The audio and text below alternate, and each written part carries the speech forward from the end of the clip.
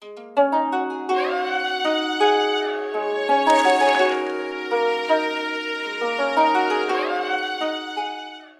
penonton yang sedang nontonin channel ini, kita telah sampai di episode 8 Avatar The Legend of Korra.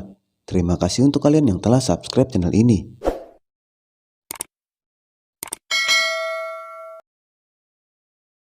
Di episode sebelumnya, Korra dan kawan-kawan terlibat pertarungan melawan Hiroshi Sato. Terungkap bahwa Hiroshi memiliki hubungan kerjasama dengan Amon. Dia membuat senjata untuk melakukan pemberontakan pada pemerintahan Kota Republik. Tak ada yang bisa mengalahkan kehebatan Hiroshi, bahkan seorang avatar saja dibuat tak berdaya. Saat Mako dan Bolin berusaha menyelamatkan Korra dan yang lain, sayangnya Hiroshi mengetahui hal itu dan hendak melakukan serangan padanya. Beruntung Asami datang menghentikan aksi ayahnya. Bergabunglah dengan ayah, nak.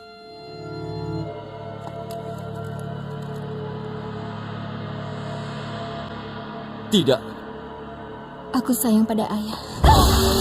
Siapa sangka ternyata Asami menyerang balik ayahnya.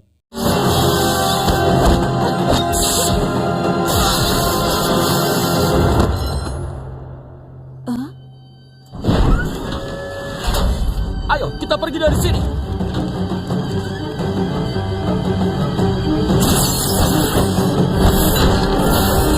Atas kejadian ini, Lin memutuskan untuk mundur dari jabatannya sebagai kepala polisi.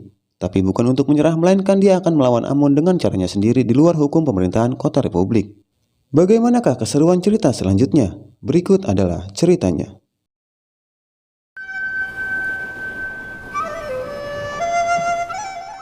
Di Pulau Kuil Udara, tampak Korra dan para biksu kecil menyambut kedatangan Asami, Mako, dan Bolin. Setelah terungkap fakta tentang Hiroshi Sato, tampaknya mereka akan tinggal di sana. Akhirnya kalian datang. Selamat datang di Pulau Kuil Udara, rumah kalian. Ya, selamat datang di wilayahku. Saat sedang berjalan menuju kediaman Korra, Asami tampak dibuat tidak nyaman dengan makhluk kecil berkepala bulat seperti kue mochi. Siapa lagi kalau bukan Milo? Kau cantik, boleh minta beberapa helai rambut? Sepertinya aku punya saingan. Pada saat Mako bertanya di mana mereka akan tinggal, lalu Milo menjawab, Anak laki-laki tinggal di asrama laki-laki. Dengan senang hati aku akan mengantarkan kalian ke asrama. Aku laki-laki. Milo, kenapa kau tidak ikut dengan mereka juga? Kita akan bertemu lagi, wanita cantik. Di dalam saat Korra dan Iki mengantar Asami ke kamarnya, kemudian Iki bertanya pada Asami tentang hubungan Korra dan Mako. Kau tahu, Korra suka pada Mako. Seketika wajah Korra menjadi sangat jelek, lalu dia menarik Asami untuk segera menuju kamarnya. Oh, tidak, aku sama sekali tidak menyadari itu.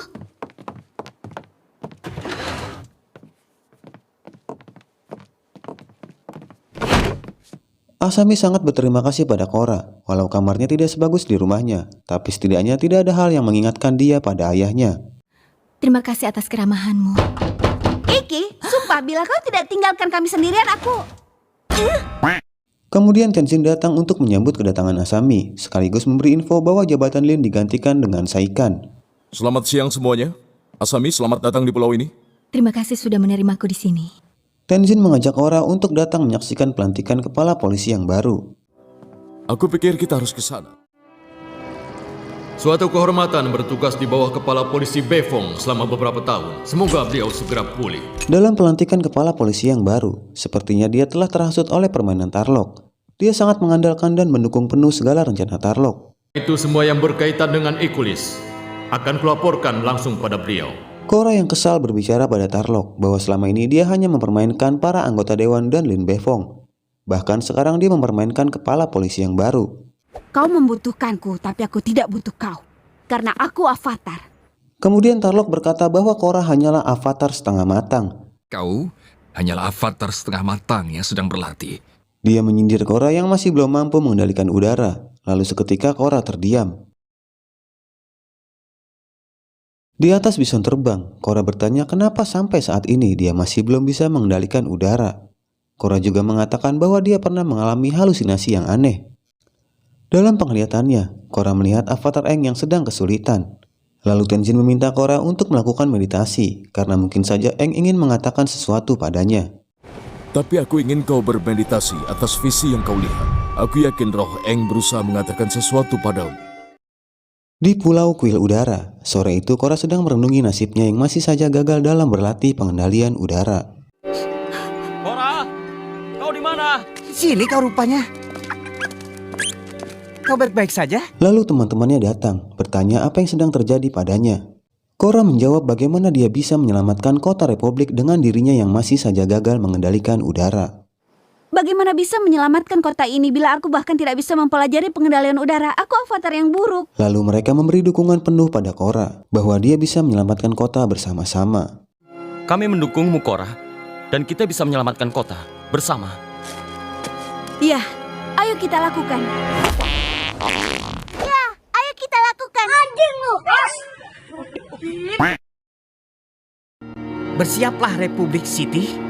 Kalian akan mendapat patroli dari tim Avatar. Setelah itu mereka melakukan perjalanan berkeliling kota Republik mencari kelompok Equalis yang melakukan kejahatan di jalan.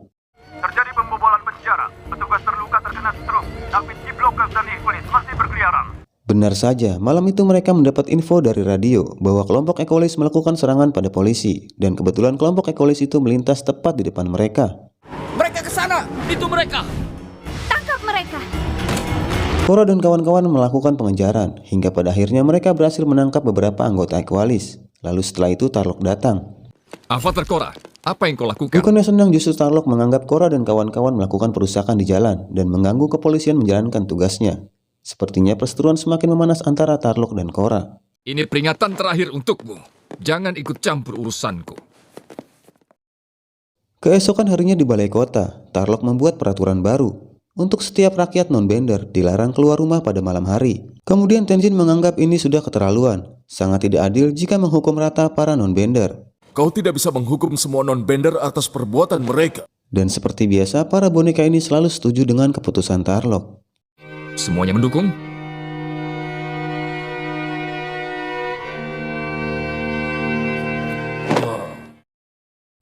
Malam harinya tim Avatar kembali melakukan patroli. Mereka mendapat info dari radio bahwa Equalis kembali berulah menguasai jalan. Equalis menguasai jalan, mungkin bersenjata dan berbahaya. Tangani dengan hati-hati. Aku di depan. Silakan.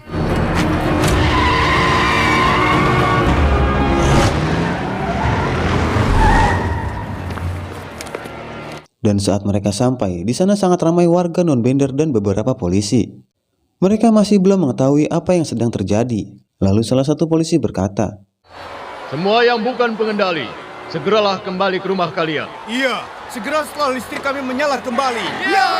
Tarlok tidak hanya melarang non-bender keluar malam, tapi dia juga mengambil hak listrik setiap warga non-bender. Bubar, atau kalian akan ditahan. Kalian tidak boleh perlakukan kami begini. Ibu lihat, itu sang avatar.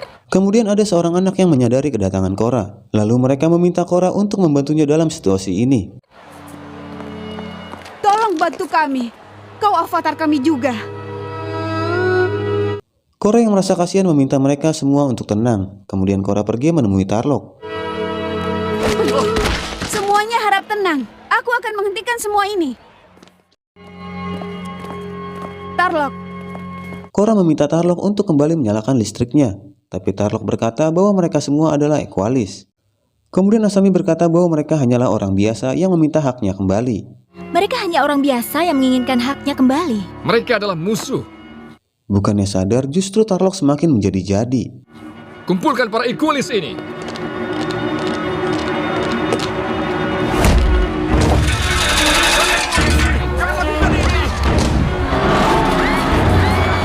Cora yang melihat itu segera melakukan penyelamatan. Tarlok semakin geram dengan Cora. Hingga akhirnya Tarlok menahan Mako, Bolin, dan Asami.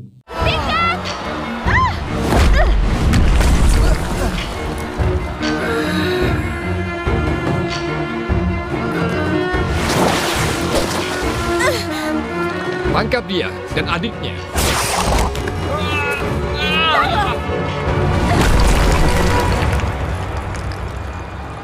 Kecuali jika kau ingin bergabung dengan temanmu di penjara, aku sarankan letakkan batunya dan kembali ke kuil udara. Cora, dengarkan dia. Itu tidak sepadan.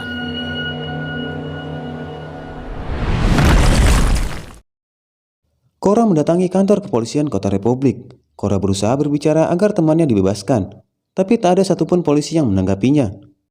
Kemudian saat Tenzin datang, barulah Saikan mau berbicara. Saikan, bisa kita bicara? Anggota Dewan Tenzin. Tapi sepertinya dia tidak bisa membebaskan Mako, Bolin, dan Asami, kecuali itu adalah perintah Tarlok. Ya, seperti inilah sosok polisi yang sudah terhasut oleh Tarlok. Kau sungguh kepala polisi terburuk yang pernah ada. Tenang, Cora. Aku akan menyelesaikannya. Kita hanya perlu bersabar. Kau kepala polisi yang terburuk yang pernah ada. Saat hendak tidur, Cora sangat gelisah mengingat apa yang telah terjadi padanya dan juga teman-temannya. Kemudian dia pergi mendatangi Tarlok yang saat itu masih berada di balai kota.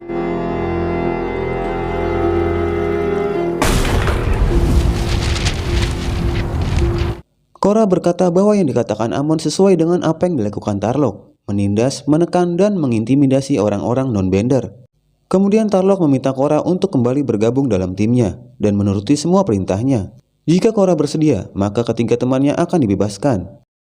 Cora berkata mungkin dia bisa menghasut kepala polisi Saikan, tapi tidak akan berlaku padanya. Kau harus dihentikan. Kau sama jahatnya dengan Amon. Saat Cora berkata Tarlok sama jahatnya dengan Amon, seketika Tarlok marah dan menyerang Cora. Aku telah coba bekerja sama denganmu, tapi kau membuatnya tidak mungkin.